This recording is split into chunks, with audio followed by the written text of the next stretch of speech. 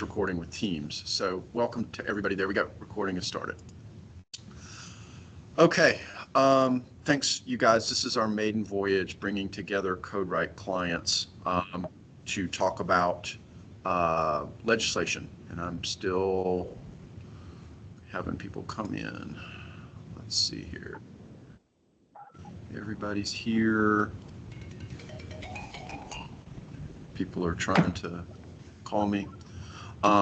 Let's go ahead and get started. What we wanted to do today was not so much talk about all of the legislation that is out there, because I know that you guys know that there's a lot of bills that are on the table right now. What we want to talk about today is the degree to which we want to do anything about this. And so I will spend just a couple of minutes talking about some of the things that are in here that I think are really, really important for you to be looking at. And then we'll jump into what, if anything, we should do about it as a group. I have 5 questions for everybody at the end of the conversation that are very short and that I just want to ask you guys when the time comes. So let me just make sure everybody is in that wants to be. Okay. Thanks, Conrad. Okay, so this is the tracking legislation form. I think I've sent this out to you guys, and everybody should know that the yellow bills, the ones that are highlighted with yellow, are the ones that are the ones that we're watching most closely. Of these, in case I haven't had a chance to tell you, House Bill 765 is very, very far-reaching. Perhaps most significantly, it seeks to revoke the police power that local governments have with respect to development regulations. In other words, it rescinds our ability to rely on police power to justify development regulations that are not expressly authorized in the statutes. Senate Bill 688 has a similar provision to it. If these bills prevail, then what we are faced with is essentially only those things, we can regulate only those things that are expressly authorized in the statutes. So if 765 or 688 pass, what that means is if you have tree protection standards, they're not authorized. If you're trying to apply design standards through conditional zoning, that's not authorized. And so it's very, very impactful to us. A couple other bills that are relevant: 713, the limiting of the local government environmental requirements. In that instance, if you've got riparian buffers that exceed state minimum, if you've got stormwater standards that exceed DEQ's basic standard, if you have any environmental regulation other than flood that exceeds the minimum state standard, you're no longer allowed to enforce those provisions, nor will you be able to write new development regulations that exceed state minimums. And so a very, very impactful bill. There are a handful of Senate bills that also preempt local government regulation in terms of densities and ranges of allowable uses. And that's all I want to say about that. Before I go any further, does anybody have any questions? I can't see you because I'm just staring at the screen. I can't see if you've raised your hand or if you have a question. So please just feel free to speak out, raise a question if you have one. Does anybody have a question? Good here? Yes. Hello? No, I said I was good here. Okay, great. We will keep this list updated and keep sending it out to you guys as we move forward through the session. We are still seeing School of Government summaries in the 80-page, 90-page range day on day. There are In addition to these bills, I just have four that just got added, over the last day or so, not least of which is House Bill 126. That is the revised voluntary ag district laws. Yesterday, that bill was changed to limit local government's ability to change the zoning on any land that is inside a voluntary agricultural district. You cannot initiate your rezoning process until at least 120 days after the local agricultural advisory board has had their public hearing and provided their recommendation on the rezoning case. How that meshes with the 90-day max shot clock on amendments that are embedded in 765, I don't know. But it's a great example of how the bills that are out there in circulation right now are drafted in silos, and elected officials are not talking about how these things interact with one another, and how local governments are supposed to comply. I don't know how you can exercise a 90-day shot clock on a zoning map amendment when you're not allowed to move on it until 120 days have passed after the voluntary agricultural board has made their decision. It doesn't make any sense, and it's one example of many that are embedded in these yellow highlighted bills. Okay, enough on that. We have watched APA NC, continue to track things and hold bill discussions. There is an executive committee session today with APA NC, and I think they are taking up the issue of whether or not the chapter will file a letter to the General Assembly on Senate Bill 382. I do not know what the chapter is doing with respect to advocacy on bills like 765 or 688. And my concern, my issue is that the executive committee meets on a quarterly basis.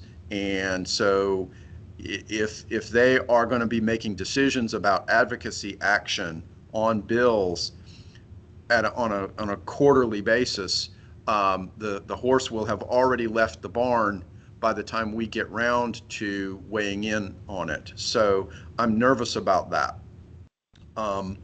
I am not a member of the league. I know that a lot of you are. I'm not a member of the North Carolina Association of County Commissioners. I know some of you are. My understanding is that the league is being very careful about getting engaged right now. They are working on 587, the compromise bill, with respect to 382, the removal of the nonconformity, site nonconformity feature provision that was embedded in 382, which is great. But I don't know much about some of the other things that they're working on. I'm sure they're doing things, but I'm also sure that they're sort of being very careful, which is fine and understandable, and certainly they're right. However, if you take a stroll through some of these bills, you see what the ramifications are for people who are employed as planners in North Carolina. And to my mind, to some of the people that I talk to's mind, we just can't, this maybe isn't the right time to kind of keep our necks held in. It might be time to stick our necks out a little bit if we want to keep our employment safe. And so to the point that I wanted to have this call today, I am interested if there is an appetite or an interest or consensus among the people who are on this call and or the people that you talk to about taking some kind of action, whether that's individually or as a group, one or more of these bills. And let me give you some ideas about some things that have been talked about thus far. And these are just ideas, and I wanted to have this call so that people can share their ideas. And you can either put it in the chat, we're recording this, you could put it in an email, and I'll supplement the recording with the email with everybody's ideas. I want to be sure that we get this out there. What's been talked about thus far is some sort of website. Maybe somebody, I don't know who, but maybe somebody works on a website that talks about these bills in particular, that puts that in lay people's language, that focuses on the planning related impacts, the impacts to property values, the impacts to, the citizens who live in the state who have worked in good faith with their elected officials on comp plans or text amendments that are going to be, thrown asunder by what this legislation does. So maybe a website. Should we be reaching out to the press? Should we reach out to the Bar Association? Should we reach out to the governor's office? One of the silver linings this session is that the supermajority is gone, and we could ask the governor's office to step in and help telegraph their perspective on, whether or not a veto might be on offer. Could we put together some sort of omnibus resolution that people either on this call or our colleagues in our brother and sister cities and counties could use to send, not just to a particular bill sponsor, but to everybody, the full General Assembly? Should we make some kind of public facing document that's not necessarily some sort of plannerese manifesto, but something that's built for, public consumption that gets some of our points out? Should we talk to a PR firm?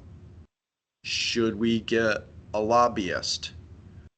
Should we reach out to either a former state or national level elected official to champion us? Should we talk to homeowners associations or focus on grassroots, emphasizing some knowledge about some of the outcomes? And so those are some of the ideas that have floated out. I'm hoping that you guys, have some ideas about, like, what can we do? What should we do? What's our appetite for doing something? And so I guess, that's what's on my mind, on our mind, here at CodeWright is, my goodness, some of this stuff is really, really impactful. I know that most of you, if you're on this call, you've got some sort of UDO in process or some sort of set of text amendments in process. And, this is going to affect you in maybe some pretty profound ways. We have leaned into conditional zoning in our codes. As you guys know, we're big on that. Some of the limitations that are embedded within 765 and 688 are going to make that all but impossible going forward. And we have the development agreement as an option, as a backup, and so we could find ourselves shifting gears and relying more heavily on special use permits.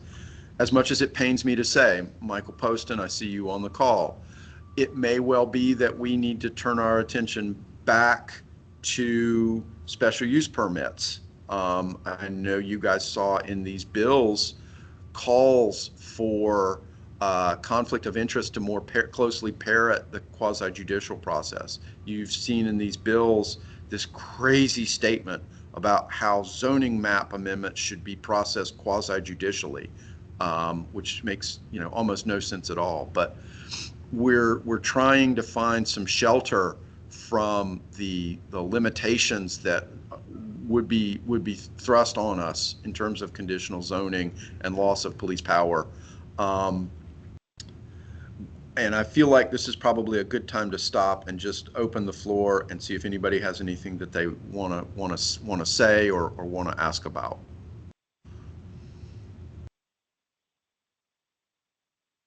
Are these bills coming from a single point of origin, or is it just all over the place? Great question. In the Senate, these bills are coming from Jarvis. In the House, these bills are coming from Moffett. There are a handful of other folks who are involved here and there. Some names are Hainig, Zenger, Brody. Those are familiar names, folks who are involved in land use on a regular basis. To the best of my ability, as the best I've been able to tell, you know, Jarvis is the guy in the Senate for land use, and on the House side, it kind of goes back and forth between Brody and Moffett.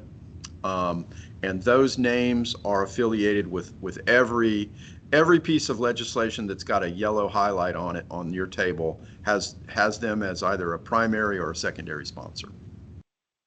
So yes, there is some key points of entry here.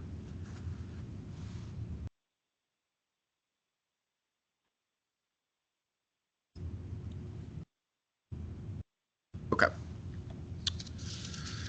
So I mentioned a second ago I had 5 questions, and so here I'm just gonna list them, and I'm gonna ask you guys to either, if you want to say now, great. If you want to think about it and send an email, great. We will summarize that stuff and make it and push it out to the people who are on this call. And by the way, the people who are on the call are, you guys are CodeWright clients. You are people who have contracts with CodeWright, either to do code amendments or to do continuing services. So all of you guys have that in common. There is nobody on this call who doesn't have that credential. But for one, which I'll confess to and I'll share with everybody, I invited Kernersville to join us because Catherine Garner has been vocal in her concern about some of this legislation. And I don't know if she's joining us today or not, but I wanted to mention that that's true. Here's the 5 questions. Number 1, is there an appetite for us, whether assisted by CodeWright or acting individually, for us to take some sort of action? Do we want to do anything about the slate of 20 aught bills that we've got, or shall we just sit tight and continue to wait and see? So, you know, how you answer that is up to you. I'll stop and see if there's anybody who wants to share their particular thought on that question. If not, we'll move on to the next one. Okay.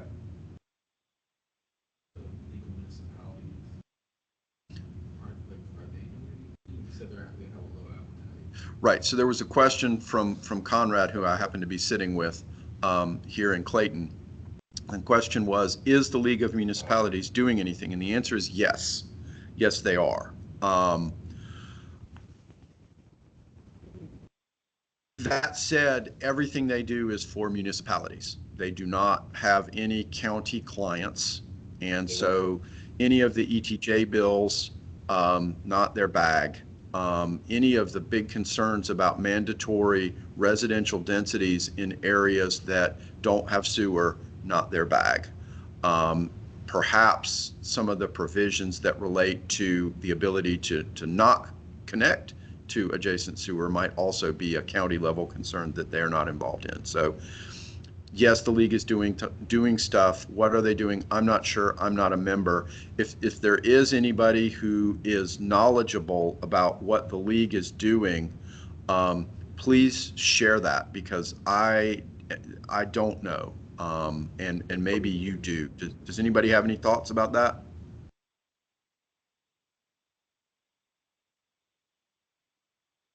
I saw that they mentioned it in their bulletin that they send out to members to make everyone aware of these bills. However, I'm not sure. I'm sure they have a lobbyist, so I'm sure that they're hopefully doing something. As to what extent, I'm not entirely sure. Right.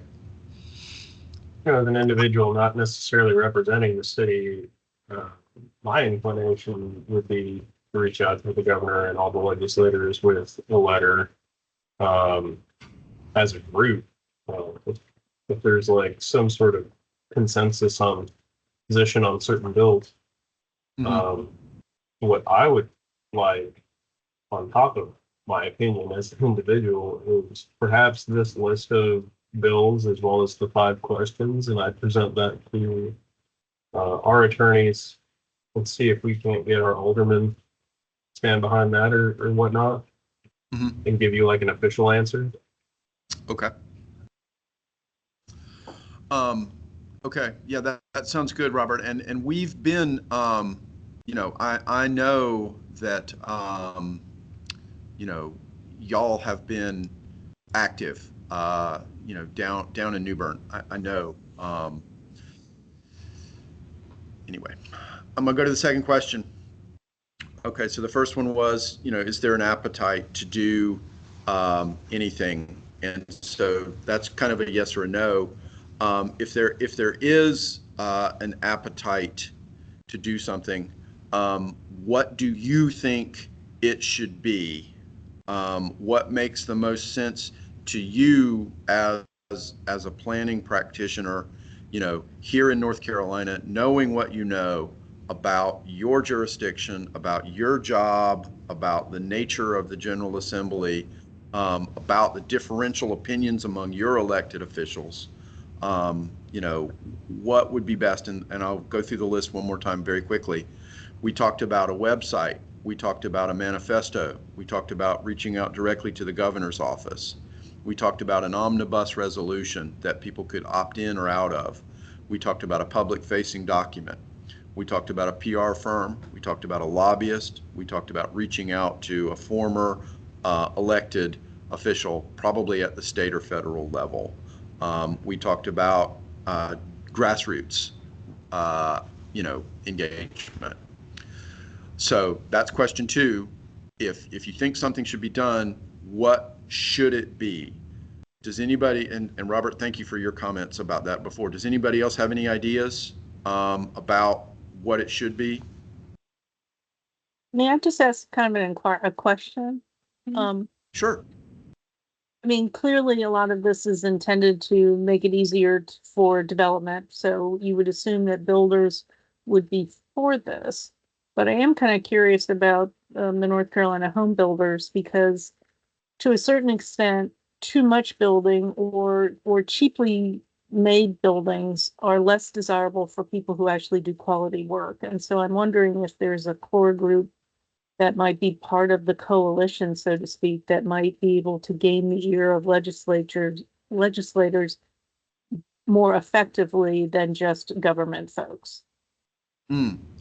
So thanks, Tina. So you're suggesting maybe we broaden our tent and look to see if there's anyone in the trades or a representative from that side of the house who might come and join us in posing questions or making cautionary statements about these bills, Yeah, which I think is a good idea. You know, like the realtors or the builders or even people from tourism who would maybe gain in the short term, but would likely lose in the long term. What I would ask is if you're a person on this call and you agree that broadening our tent would be a good idea, can you provide a name or a contact or a path for us to be able to use?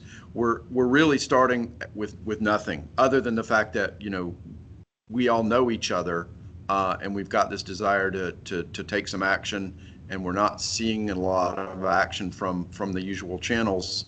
And so we need to, I don't have all of the developers on speed dial on my phone. I don't know. So we need to, that's a resource that needs to be assembled for us. And if you think that's a good idea, please send either in the chat or in your email or whatever, some contact information if you have some, so that we can begin to build a list of people to talk about. I do have one person for you. Anybody? Okay. But then I also had a question specifically for Senate Bill 713. How did DEQ feel about this? Personally, what do I think about it? No, DEQ. I don't know what DEQ thinks about it. Might be worth reaching out to them, since that does affect kind of what they're up to, and encouraging counties and municipalities to institute their own requirement. Right.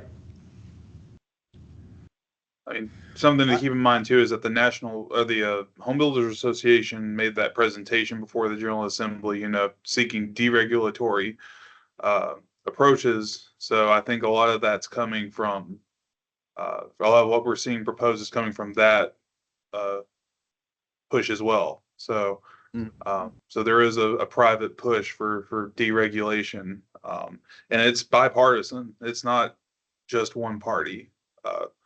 It's two. There's multiple on these bills that are not just coming from one party. So I really and truly think the best option is the governor's office. Your only hope is really a veto, because there's a bipartisan coalition. So the tough thing to look at. Kind of what I was thinking. Okay. All right. Okay. So should we do anything? Yes, no. If so, what should we do? That was question 2. Okay. Question number 3. What are we asking for? We've watched over, I think it was 2012 when we had the first flip, and both chambers of the General Assembly came under one-party control. Over the arc of the last 10, 11 years, we have watched, local government planning authority sort of be eroded. I think there have been some good things over that time frame. It's not all bad news, but we've also seen some loss in autonomy. Last year before, and this year, I think it's really kind of hit a new level. It's kind of gone exponential in its impact. And I truly believe that the end game, in some people's minds, is a single state level development regulation, that local government regulation of land use is something that at least some faction of the General Assembly would like to see removed, that they just don't want local government control of land use anymore. There are people who I run with who say, look, the perspective is that local governments are just obstructing development. They're just in the way, and that planners are unreasonable, and that the standards that they're putting in our path just make development unprofitable, and we have to walk away. I don't agree with those sentiments, but I think they could be out there in circulation in people's minds. So to the question, what do we want? What do we do? Do we want a study commission? Do we just want these offending bills to be vetoed? Do we want some kind of standing body who has a seat at the table when it comes to this pending legislation? Do we like to just sit back and oppose the ones that we oppose? Does anybody have? Go ahead. I'm sorry. I almost think that if we're trying to go up against that National Builders Association with a whole bunch of money, and they have those sentiments, that maybe the ask is from all these representatives or whomever we actually reach out to is, instead of trying to blanket oppose everything, making those bills something that municipalities and counties cannot fit into, because it might be more reasonable of an argument to state, they might be a national entity, but they're not the residents, they're not the elected officials that the residents have appointed. You don't really have a dog in the fight of what happens within our city limits or county line, right? Like, Right. you're a guest. Right. Possibly some kind of coalition that is from, the state representatives and then local, bringing together like the contractors, your private parties, everyone to the table and being like trying to work together. Because I think that even in planning overall, you're seeing a push for zoning reform. APA at the national level is pushing for big zoning reform. So I think if we could propose some type of partnership and approach it from that way, and like we're not opposed to changing some rules, but just gutting local government authority is not the answer. I mean, because having a statewide UDO is going to do nothing. There's no context. I mean, everywhere is different. So, right. Andrew, I know you've got something to say because you just had a very interesting experience. I wanted to give you the floor for a second. Yeah, no, I appreciate that. I was just about to jump in. I think that something definitely has to happen. For everyone's benefit, I just went to a breakfast meeting I'm in the Charlotte area, and the Real Estate and Building Industry Coalition in Charlotte hosted Representative Zanger this morning to talk about, I think it's, which number, 765 or, yeah. And he went through the details of it and kind of talked about the background and the history. And I think there's a couple of real opportunities for planners. I think the first is we have to find, similar to what Jason was saying, we have to find opportunities to talk about what we support, whether it's in the bill or not. I think coming to the bill with solutions as opposed to just, no, we don't like it, is really some of the disillusionment that the representatives, at least in Representative Zanger's opinion, are experiencing. They feel like the league has known about a lot of these ideas for a long time, has come to it with just a blanket opposition. And at least from his perspective, what he said was he asked the league for solutions. The problem that they're chiefly trying to fix is housing supply. They see that there's a demand for housing. They see that builders want to build it, but oftentimes, several of the things that are identified in those bills come up as roadblocks to building the housing. And so what he's asked for and what I advocated for in that meeting was, I think that there needs to be a frank conversation with planners, because there are certain things in here that we can support. But certainly not all of them, and certainly not in the way that they're written. I think that there's a lot of good perspectives that we could add to it, but I think we have to try and take a positive approach, whether it's building a coalition, coming up with sort of testimony, or having a seat at the table to offer sort of solutions to the problem of housing supply is really what I think the planning industry needs to do in North Carolina. Now, how do we get a seat at the table?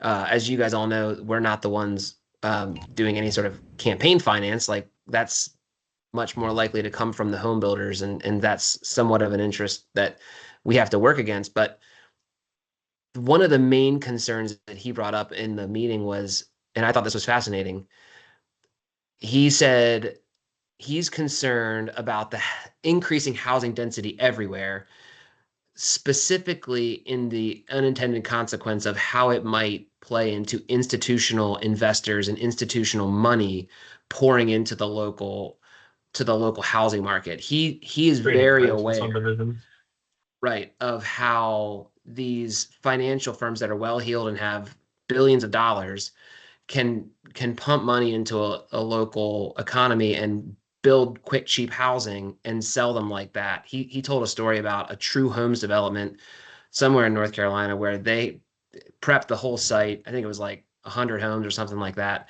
And he saw all the signs go out for sale when the dirt was ready to sort of like, it got to a certain point. He saw the signs go up.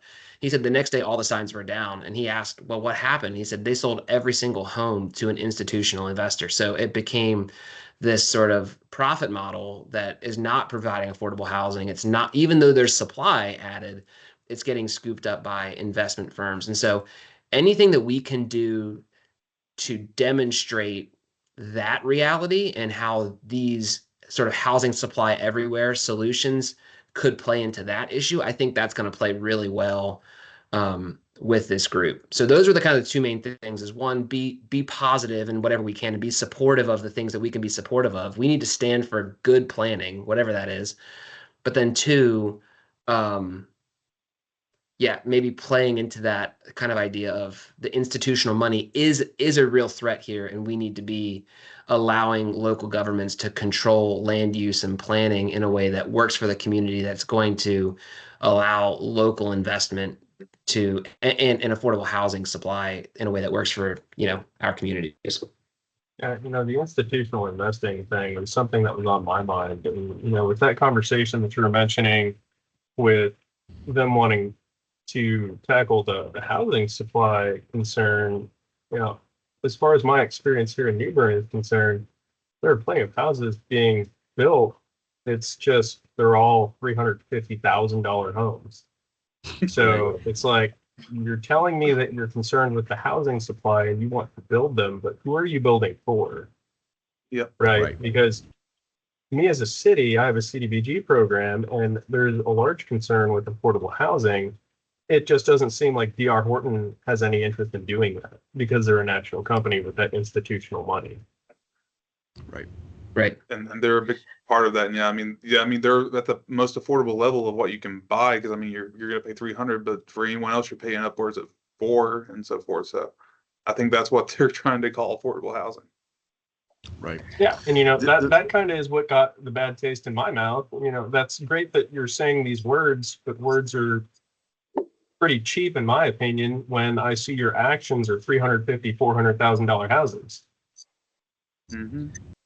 Hey, Chad, Mike Poston here. I guess we're you know, I like the idea of how do we get planners at the table with folks to have conversations that are meaningful about zoning reform, development reform, and how do we positively impact the housing market in such a diverse state.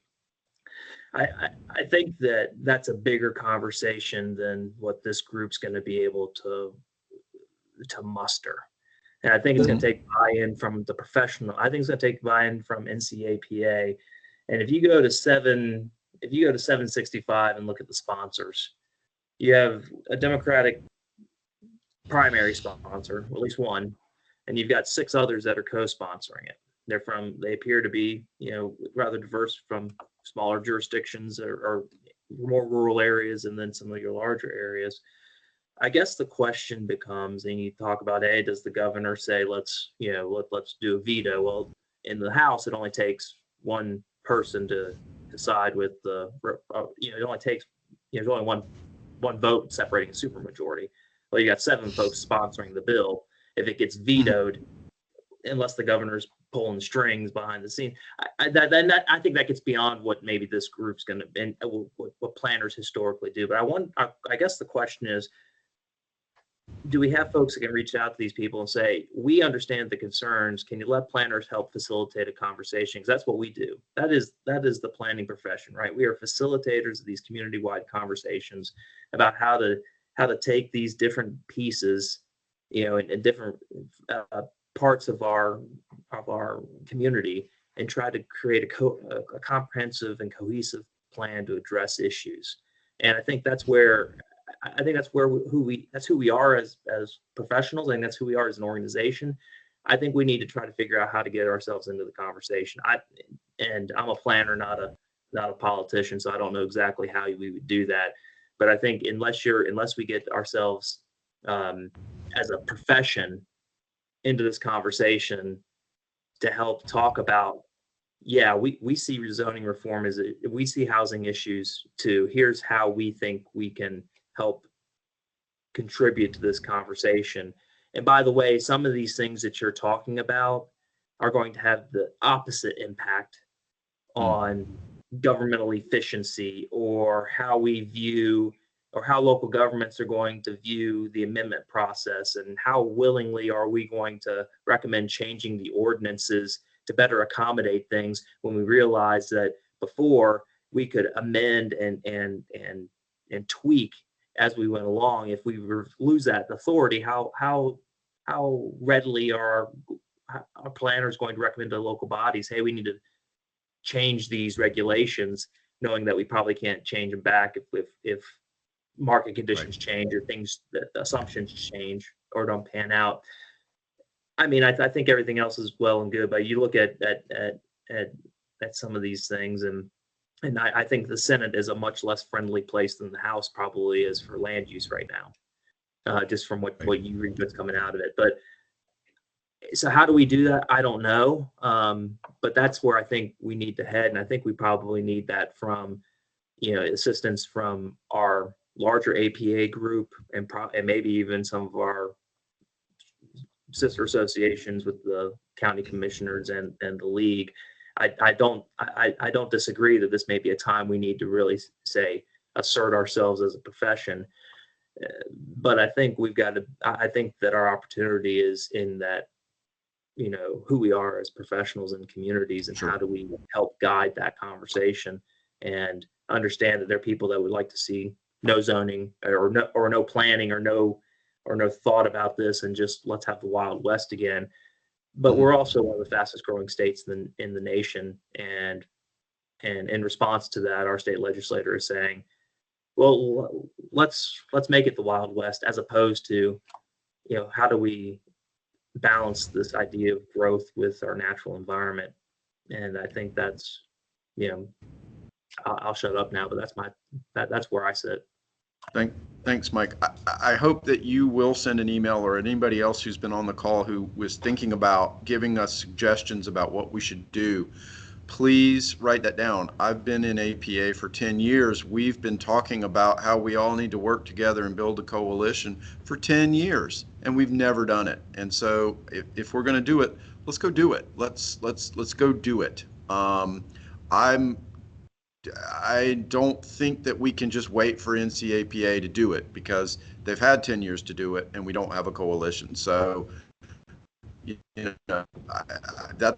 I'm revealing a little bit of frustration, because I think it's time for us to, we've been talking about this for a long time. I hope that we can, you guys are all smart, you're motivated. We're smart, we're motivated, we want to take some action and put some stuff on the table and get going with this, instead of just talking about how we should or what can we do. So, while this is the first call, I want us to start to take some action. And in the 3 minutes that's left, I'll pose the last two questions. The first of those is, was this helpful? Was this worth the 45 minutes? And be honest. If we're just sitting around complaining or shooting for pie in the sky ideas, or it'd be much better, hey Chad, stop having calls and go write my code, stop doing this. Say so, let me know, because I'm just not seeing anybody do anything, and I'm a little frustrated about it. So I'm trying to put my money where my mouth is. So are these calls helpful? Did this make a difference? Would you do another one of these? And the last question is, what can we do better so that we make the most of your 45 minutes or 30 minutes once or twice a month? If we do decide to have more of these, what do you need more lead time? Would it be better for us to have an agenda? Is there stuff you want up front? What makes it better? Help me and the other CodeWright people turn this into something that's valuable, instead of just a time sink or a complaining fest. And so those are the last two questions. And with that, I'll give somebody the last word if they want it. I do think it's helpful, especially feeling out what other places and people are thinking and feeling. And I think maybe if we continue to do something like this, maybe it is twice a month, and the first meeting would guide what the second meeting is. So, if we're having this as our first meeting and discussing possibilities, the possibilities being, if we're going to do a resolution or maybe draft something, that could be something that we could talk about once it's sent to us by the second meeting. Right. Okay. Okay. Anybody else? Send an email, send a note, put something in the chat. I've recorded this. I'm going to post it. It's either going to be on CodeWright's website or CodeWright's YouTube channel, and share it as you see fit. Tell your colleagues who want to be involved in this as you see fit. Our objective is to have impact, is to do something. And so that's our commitment. And I want to say thank you to every one of you guys. I know all of you personally. I cherish our relationships, and I really appreciate the time and effort that you guys put in. And I thank you for being here. And with that, we'll sign off. Bye, guys. Thank you. Thanks, Chad. Appreciate you.